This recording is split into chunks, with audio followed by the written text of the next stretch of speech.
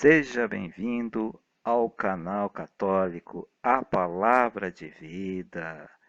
Meu nome é Marcelo Hatakeyama, sou ministro da Palavra de Deus e catequista das mídias sociais. Desde já eu peço a você, fazendo o favor, o seu apoio. Dá um joinha nesse vídeo e se inscreve no nosso canal se você ainda não é inscrito, tá bom? Muito obrigado. Agora vamos para o vídeo. A missa parte por parte. Sejam bem-vindos ao estudo de hoje. E o tema de hoje é a Eucaristia, dos apóstolos até nós. São Justino, grande historiador. Pois é, gente. Essa parte do livro, né, a página 100, 101, vai falar da história da celebração da Eucaristia, desde a antiguidade até os nossos dias. Vamos ver como foi a história dessa celebração mais importante da nossa fé. Assim diz o livro. São Justino escreveu coisas interessantes sobre a Eucaristia, celebrada na igreja primitiva. Seu testemunho é importante porque ele nasceu na Samaria, de pais gregos. Escreveu em Roma, viveu até antes do ano de 150 depois de Cristo e conheceu todos os lugares por onde espalhou a igreja primitiva. São Justino não escreveu minúcias da celebração, mas só o essencial, porque sua intenção era dizer ao imperador romano como os cristãos faziam a sua reunião, pois eram acusados de fazer uma reunião estranha. Inclusive, nesse período, do ano 150, foi um período de perseguição romana. Os romanos pagãos, perseguiam os cristãos, e os cristãos eram vistos como inimigos do Império Romano. Vamos continuar no livro. O que São Justino escreveu? Na igreja primitiva, a Eucaristia não tinha a roupagem ritual de hoje. Era bem simples, mas cheia de vida. Ao celebrá-la, os cristãos faziam a experiência profunda de Cristo ressuscitado. Era como pôr os pés na porta da eternidade e contemplar o mistério.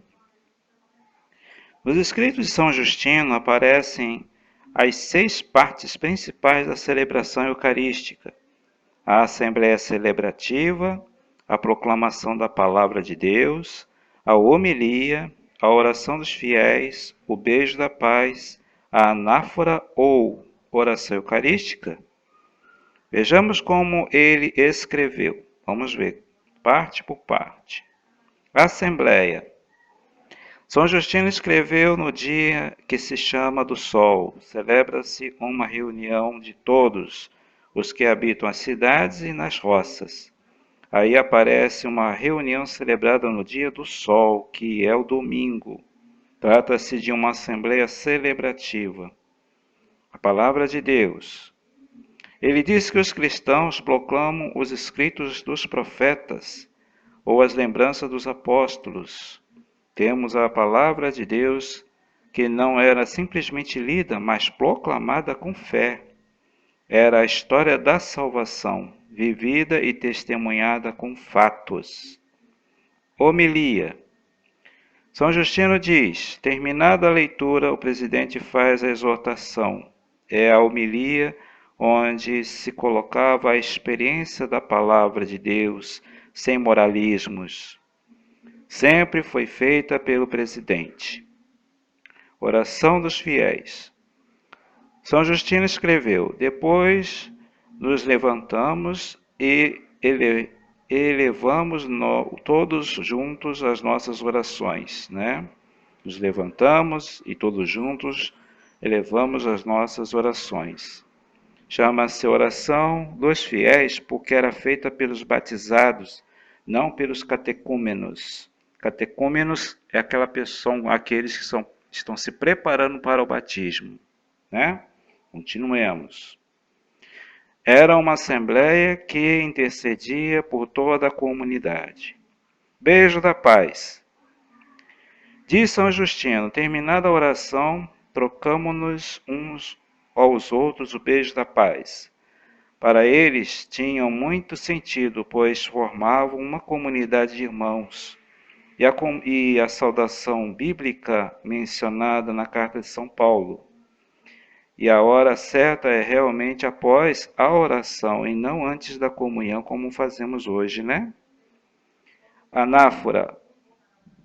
São Justino escreveu: em seguida, como já dissemos, toma-se o pão e o vinho, e o presidente, com todas as suas forças, faz igualmente subir a Deus a ação de graças, e todo o povo clamando Amém.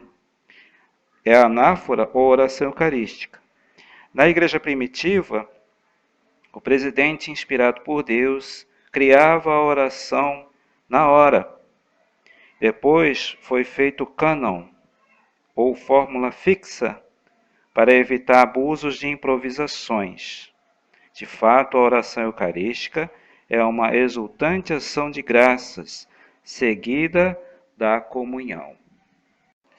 Do século III depois de Cristo ao Vaticano II, século XX. Com a conversão do imperador Constantino no ano 314 depois de Cristo, a igreja que era perseguida passou a ser protegida. Porque na verdade o imperador romano ele encerrou a perseguição com o Edito de Milão, né? Ele assinou aquele documento que encerrou para sempre a perseguição contra os cristãos. Embora o imperador romano, na verdade, ele só aceitou o batismo no final da sua vida, né? Ele se manteve pagão, mas amigo da igreja, né? Vamos continuar no livro. O povo, em massa, começou a pertencer à igreja, sem ter sido devidamente catequizado. Foram construídas as grandes basílicas. A Eucaristia perdeu aquela sua pureza e simplicidade para se tornar uma liturgia solene com muita pompa social. Eis as coisas que foram introduzidas na celebração e que encobriram o genuíno sentido pascal da Eucaristia. Vamos ver aqui os elementos, né? A procissão de entrada com cantos, pois muitas vezes o imperador entrava solenemente para a celebração. Então aí veio o surgimento da procissão de entrada, tá vendo? Isso aí. Número 2. A procissão das oferendas, levando coisas a Deus. Não é que seja uma coisa má oferecer dons a Deus, mas com muitos pagãos convertidos entravam para a igreja sem a devida catequese, eles acabavam fazendo no ofertório da missa aquele sentido do culto pagão, que oferecia coisas a Deus para aplacar sua ira divina. Tá vendo? A missa em latim trouxe outro problema. Não sendo uma língua conhecida por todos, muita gente não entendia nada da celebração. Bom, gente, no começo da época de Constantino, todo mundo falava o latim, tá? Todo mundo falava o latim, a maior parte. Então, quer dizer, tudo bem. Mas depois, com o passar do tempo, conforme as línguas de outras nações foram se desenvolvendo, aí o latim ficou sendo uma língua estranha e nem todo mundo entendia. Aí sim, é como diz aqui o padre, né, a dificuldade de se entender, né, porque a maioria não falava mais o latim, né? Vamos continuar. Aí surgiu a pintura dos templos, eram quadros que representavam a vida e os milagres de Jesus, para que se evitasse, para que se visse com os olhos o que não se entendia com os ouvidos. passou-se da escuta da palavra para a imaginação de cada um, né? As orações particulares foram colocadas orações no início da missa, ao pé do altar, no final da celebração, além das devoções individuais, como o terço, as novenas e leituras piedosas. Com isso, o sentido pascal da Eucaristia diminuiu e cresceu o sentido sacrificial, nem sempre bem entendido. Aí já estamos quase na Idade Média, né? Os altares e laterais, sobre os quais cada sacerdote rezava separadamente sua missa, fizeram desaparecer mais ainda o sentido da Assembleia na Eucaristia. O coroinha passou a fazer a vez da Assembleia. Gente, porque em outro livro mostra exatamente isso. Existiam 3 altares dentro da igreja, né? E aqui está dizendo que cada sacerdote celebrava uma missa individual. Em 1415, o Concílio de Constança definiu que a comunhão eucarística fosse dada somente sob a espécie do pão e não do vinho, o que veio empobrecer o sentido dos sinais sacramentais. Finalmente, o Concílio de Trento, realizado em 1542, quis dar uma resposta aos problemas do seu tempo, considerando mais a validade dos sacramentos do que o sentido dos sinais sacramentais, muito importantes para a vida da igreja, muito importantes para a igreja primitiva. Por isso, a Eucaristia perdeu bastante sua vitalidade. Aquele sentido original de experiência de Cristo ressuscitado deu lugar a um rito de muitas vezes frio e formalístico, com mais sabor de sacrifício do que exultante ação de graças. Não queremos desprezar as missas daquele tempo, nem dizer que aquele povo não era piedoso. Cada época tem suas virtudes e suas falhas. Nós também temos as nossas. Estamos apenas olhando historicamente e vendo como a poeira do tempo apagou aquele brilho original da Eucaristia, a fim de resgatarmos o que foi perdido. A renovação da liturgia. Vamos agora seguir na página 102 e 103 do nosso livro. A reforma litúrgica começou com o Papa Pio XII em 1955. Ele recuperou o sentido forte de noite pascal, mudando da manhã para a noite a vigília pascal. Depois, o Vaticano II, 1962 a 1965, fez estas reformas. Aí a gente vai acompanhar, né? Os 2 grandes papas, né? Um é São João XXIII, que promoveu o Vaticano II, né? E o outro Papa que eu tenho a figura aqui, né? É São João Paulo II, grande Papa missionário que difundiu o Vaticano II por todo o mundo, né? Vamos ver aqui as mudanças na liturgia. Número 1. Tirou as coisas secundárias, introduzidas no decorrer dos séculos, como as orações ao pé do altar, o último evangelho e as ave-marias no final da missa. Número 2. Recuperou a participação da Assembleia, fazendo a missa na língua de cada país, com o padre de frente para a comunidade, tirando os altares laterais, valorizando o altar central, que é da Eucaristia, e as missas concelebradas. Número 3.